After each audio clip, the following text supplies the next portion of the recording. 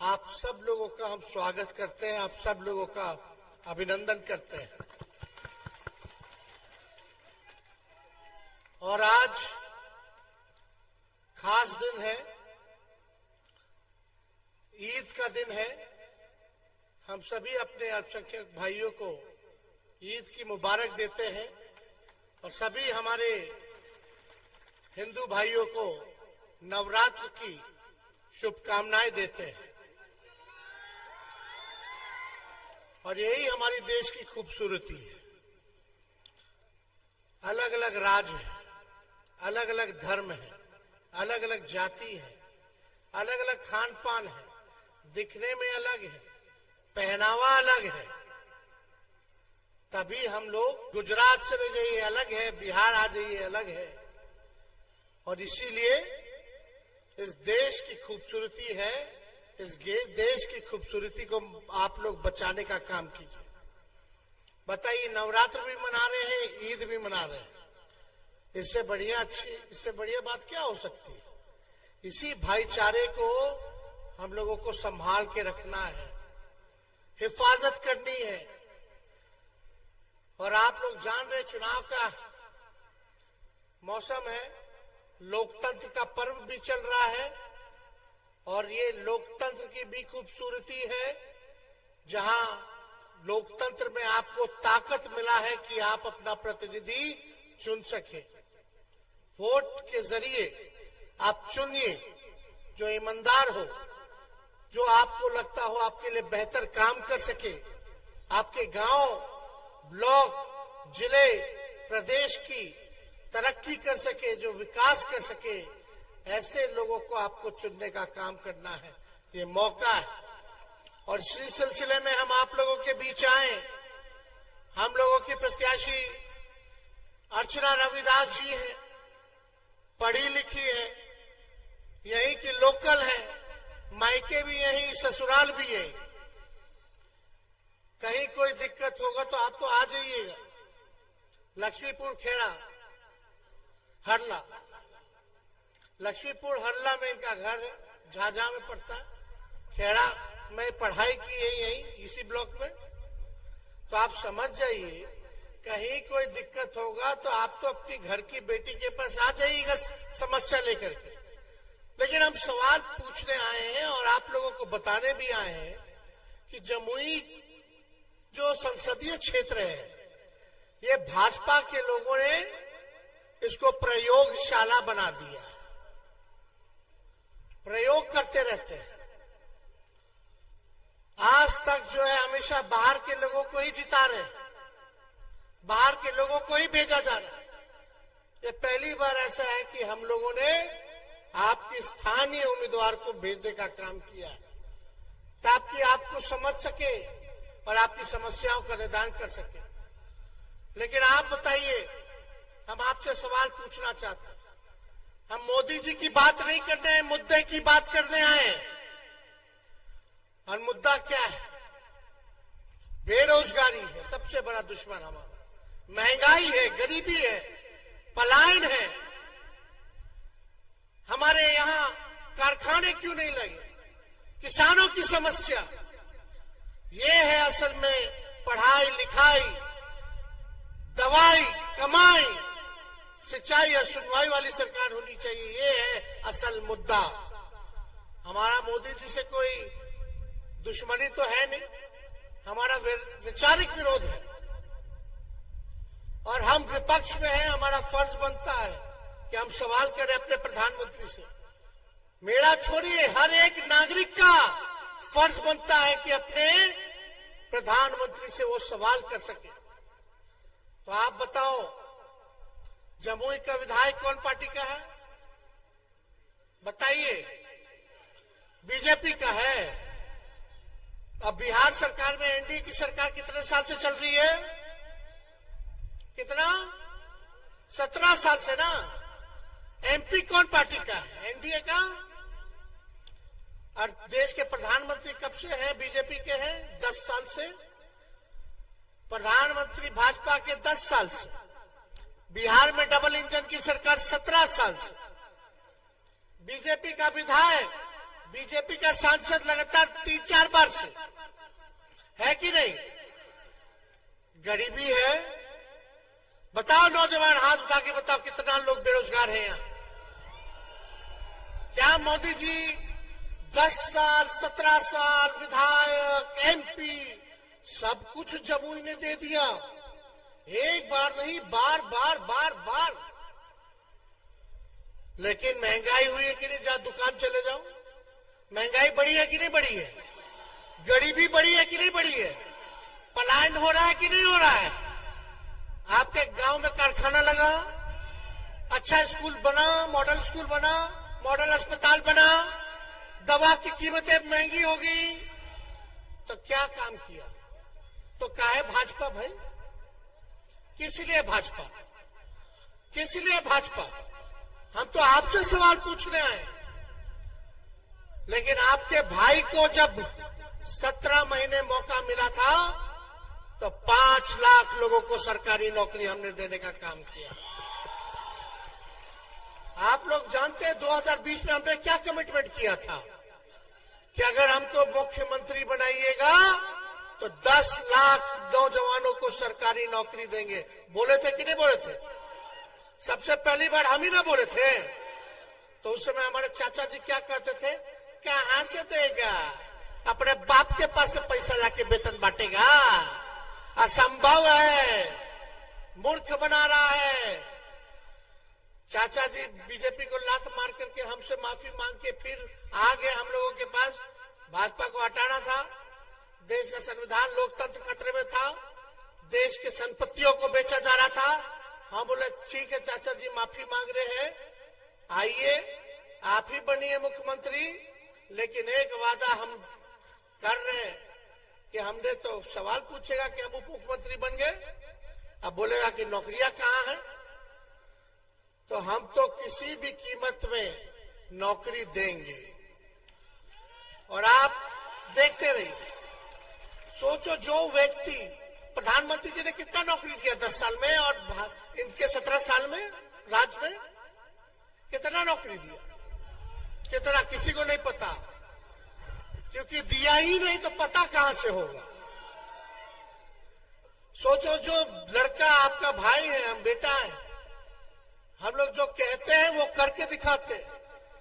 जो सोचिए उप मुख्यमंत्री होते हुए एक राज्य का, वो भी मुख्यमंत्री नहीं, उप मुख्यमंत्री होते हुए 17 महीने में 5 लाख लोगों को सरकारी नौकरी दे सकते हैं। अगर आप हमको ताकत दीजिएगा, 5 साल के लिए बैठाइएगा तो कितना लोगों को नौकरी देंगे? एमपी मेरा जिताइएगा तो पार्लियामेंट में हम लोग जो है नौकरी की आवाज उठाएंगे। सरकार बनाइएगा तो नौकरी देने का काम करेंगे। ये है होना चाहिए। आप लोग देखिएगा, जितने तालमी मरकज के लोग हैं, आंगनबाड़ी है, टोला सेवक है, विकास मित्र है, सब लोगों के मानदेय को, आशा ममता के मानदेय को हम लोगों ने दुगुना करने का काम किया। जाति आधारित गणना कराई। जाति आधारित गणना जातिवादी वाली बात नहीं है, ये एक्सरे है, एक्सरे, ताकि अपने राज्य का स्थिति पता चले, कौन लोग कितनी संख्या में, और जो लोग हैं बिहार के लोग वो किस हालात में रहते हैं, कौन लोग गरीब है, किसके घर में नौकरी है, कौन बेरोजगार है, कौन भूमिहीन है, कौन नाला साफ करता है, कौन रिक्शा धोता है, कौन मंदिर मस्जिद के बाहर भीख मांगता है। इसलिए हम लोगों ने कराया। आंकड़ा आ गया सामने, पता चला स्वर्ण जाति के लोग भी गरीब हैं, उससे ज्यादा गरीब पिछड़ा जाति के लोग हैं, उससे भी ज्यादा गरीब अति पिछड़ा जाति के लोग हैं, और सबसे गरीब जो है वो दलित भाई है, वो आदिवासी भाई है, और कुछ सेगमेंट अल्पसंख्यक भाइयों का है। हम लोगों को पता चला, अच्छा भाई, ई परिवार के पास घर नहीं है, ई परिवार के पास नौकरी नहीं है, ई परिवार वाला भीख मांगता है, ई परिवार वाला रिक्शा चलाता है, तो हम लोग योजना बनाएंगे और उनको आर्थिक मदद करने का काम करेंगे। क्या था? जिस घर में नौकरी नहीं उसको 2 लाख रुपया, मकान नहीं, उसको पक्का मकान बनाने के लिए 1,20,000 रुपया, और जो भूमिहीन है, जिसके पास कोई जमीन नहीं है, उसको 1,00,000 रुपया। लेकिन ये काम करते करते योजना सारा बन गया, इधर से चाचा जी फिर पलट गए। हम लोग काम कर रहे थे, रात रात भर अस्पताल में घूम के छापा मार रहे थे, इलाज अच्छे से हो, डॉक्टर आए, ओपीडी डबल कर दिया, दवा की संख्या बढ़ा दी, अस्पताल में साफ सफाई होने लगा, लेकिन काम इन लोगों को पसंद नहीं आया। अब चाचा जी चले गए तो चले गए। हमारी पूरी शुभकामना है, जहां रहे स्थिर रहे, इधर उन्हें मत कर, एक जगह चुन लीजिए, वहीं रहिए। अब बताओ, 5 साल के लिए मुख्यमंत्री बनता है, 3 साल हो रहा, 3 बार ओथ ले ली। ऐसा मुख्यमंत्री देखा है भाई? खैर, बुजुर्ग है, भाजपा वाले लोग हाईजैक कर लिया है, खैर हमको इसकी चिंता नहीं, लेकिन हम सब लोगों को साथ लेकर के चलना चाहते हैं, सब लोगों को मान सम्मान देना चाहते हैं। अगड़े पिछड़े, दलित, आदिवासी, अल्पसंख्यक, सब लोग एक होइए, एक होकर के इस लड़ाई को लड़ना है। और अपने आप को जो लोग आ रहे हैं, हम तो पूछना चाहते हैं, चलो चिराग जी यहां से कितने साल से सांसद रहे, उनका पार्टी का ऑफिसों नहीं खुला, होटल में ना रहते थे। हाँ, आज चिराग जी के जीजा जी कहाँ रह रहे हैं? होटल में। आज जीतेंगे या समस्या होगी तो आप होटल जाइएगा, कहाँ रहेंगे? चिराग जी के जीजा जी का पता कहाँ है बताओ? इनका तो लक्ष्मीपुर है ना, झाझा की, इनका पता है ना, लेकिन चिराग जी के जीजा जी का पता बता दो हमको, कोई एक आदमी। बहुत लोगों को तो नामों नहीं पता हो। तो आप सब लोगों से यही कहने आए कि कम से कम ऐसा प्रत्याशी चुनिए जो आपके लिए काम करे। महिला है, पढ़ी लिखी, लोकल है, कहीं आप लोगों को दूर जाने की जरूरत नहीं है, मिल लीजिएगा, काम हो जाएगा, ये आपके पास आ जाएंगी, काम हो जाएगा। और काम नहीं करेंगी तो इनको अगले बार हम लोग बदल देंगे, फिर दूसरा काम करने वाला को ढूंढेंगे। ये भी महिला है, नौजवान है, सबसे ज्यादा टिकट राष्ट्रीय जनता दल ने महिलाओं को दिया है। भाजपा के लोगों ने ठेंगा दिखा दिया है। पहला चरण है, चुनाव है, लेकिन मोदी जी यहां आएंगे, बोलेंगे, क्या बोलते हैं मोदी जी? जमुई के लिए बता दो, अगले 5 साल अगर मोदी जी जीतते तो क्या करेंगे? आके बताएं, आके बताएं। काहे नहीं बताएं? यहां आएंगे खाली हिंदू, मुस्लिम, सनातन, हम लोगों को गाली देंगे, लालू जी को गाली देंगे। अरे मोदी जी केवल झूठ बोलते हैं, झूठ बोलते हैं। बीजेपी का काम है, पार्टी है बड़का झूठा पार्टी, ये लोग केवल झूठ बोलने वाला है। लालू जी जब रेल मंत्री थे तो रेलवे को 90,000 करोड़ का मुनाफा दिए। आज तक कोई रेल मंत्री नहीं दे पाया इतना 90,000 करोड़ का मुनाफा। लालू जी थे तो प्लेटफॉर्म टिकट कितना रुपया में मिलता था? 3 रुपया में। अब जाइएगा तो 50 रुपया में मिलेगा। टिकट का छोड़िए, प्लेटफॉर्म टिकट का किराया कितना महंगा हो गया। टिकट कटाइएगा, यहाँ से दिल्ली जाना है, बम्बे जाना है, तो कितना महंगा हो गया। लालू जी थे तो 4-4 कारखाना दिए रेलवे का। अब रेलवे का जो भी बोगी है उसका पहिया यही बनता है बिहार में।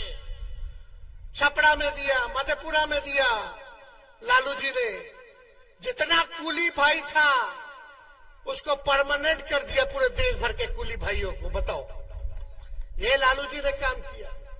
देश विदेश से, हार्वर्ड यूनिवर्सिटी से, एनसीआर से लोग आते थे, पढ़ते थे। लालू जी को मैनेजमेंट गुरु के नाम से जानेंगे। कुहार जाति के लिए लालू जी ने कुल्हड़ चलवा दिया ट्रेन में, ताकि उनका रोटी रोजगार पेट चलता रहे। आज क्या हो रहा है रे भाई? लालू जी तो सोचते थे कि भाई गरीबों एसी में चढ़े, सफर करे। इसके लिए गरीब रथ भी चालू करवाया था लालू जी ने। स्लीपर के भाड़े में एसी में सफर करता नजर आया गरीब। लेकिन ये मोदी जी रेलवे को बेच दिए, प्लेटफॉर्म बेच दिए, बीएसएनएल बेच दिए, एयरपोर्ट बेच दिए, सब चीज बेच दिए, एलआईसी बेच दिए। आप सब ये सब निजी हाथ में। अब नौजवान लोग, कितना लोग तैयारी करते हैं यहाँ नौकरी के लिए? करते हो? पहले रेलवे में कितना बहाली निकलता था, अब क्या हाल है? अब मिलता है नहीं ना? देख लो, जब तेजस्वी था तो 3 महीना के अंदर बीपीएससी से परीक्षा करा करके सर्टिफिकेट, उनको नियुक्ति पत्र दे दिए। एक साथ लाखों लोगों को दिए, एक दिन में दिए। तेजस्वी जैसे बाहर हुआ, बिहार में पेपर लीक हो गया। पेपर लीक हुआ कि नहीं शिक्षक वाला? कैसे बेईमानी शुरू हो गया रे भाई? ये सब समझना पड़ेगा। हम लोग नौजवान हैं, नए सोच के नया बिहार बनाना है। अभी से ना आप लोग ताकत दीजिएगा। लोग सब कहता है एक बात कि मोदी जी ने और चिराग जी ने टिकट जो है अच्छा नहीं दिया, प्रत्याशी अच्छा नहीं है। तो भाजपा का वोटर बोलता है ऊपर देख करके वोट देना। कहां देख के? ऊपर देख करके वोट देना है, यानी मोदी जी को देख करके वोट देना, प्रत्याशी कुछ हो। अरे जब तक आपका गांव में विकास नहीं होगा तब तक देश में विकास नहीं हो सकता। गांव से ब्लॉक बनता है, ब्लॉक से जिला बनता है, जिला से राज्य बनता है, और राज्यों से ही देश बनता है। तो जो भाजपा के लोग अगर सोच भी रहे होंगे कि जान रहे कि अच्छा प्रत्याशी नहीं है, बाहरी है, लेकिन ऊपर देख करके मोदी जी को वोट देना है, तो उन लोगों को बोल दे कि मोदी जी भी नीचे नहीं देखते हैं, गरीब को नहीं देखते। मोदी जी भी पूंजीपति और अमीरे को देखते हैं। तो ऐसा हालत मत कीजिए कि जो कुछ बचा है वो भी छिना जाए। एक काम बताए आप लोग, एक नहीं बता पाएगा कोई मोदी जी ने जो किया। एक वो खाली बोलेगा कि 5 किलो राशन दिया। कितने लोगों को राशन बंटाना पता है? 80 करोड़ लोगों को। सुन लो, 80 करोड़ लोगों को। अब मोदी जी कहते हैं कि गरीबी जो है वो खत्म हो गया। अगर गरीबी खत्म हो गया तो 80 करोड़ लोगों को राशन क्यों बांट रहे हो?